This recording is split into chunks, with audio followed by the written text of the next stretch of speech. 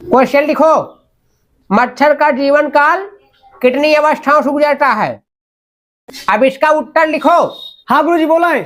अबे जाहिल सुअर, तेरी गड़हन की, अपने मन से लिखो उत्तर।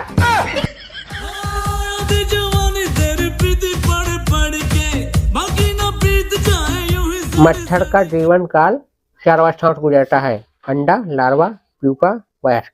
सब बनकर बैठ जाओ। ए चलो बहादुर आ जाओ।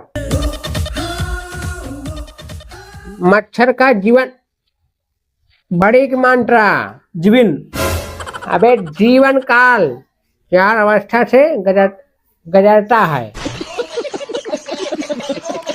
गुजरता है।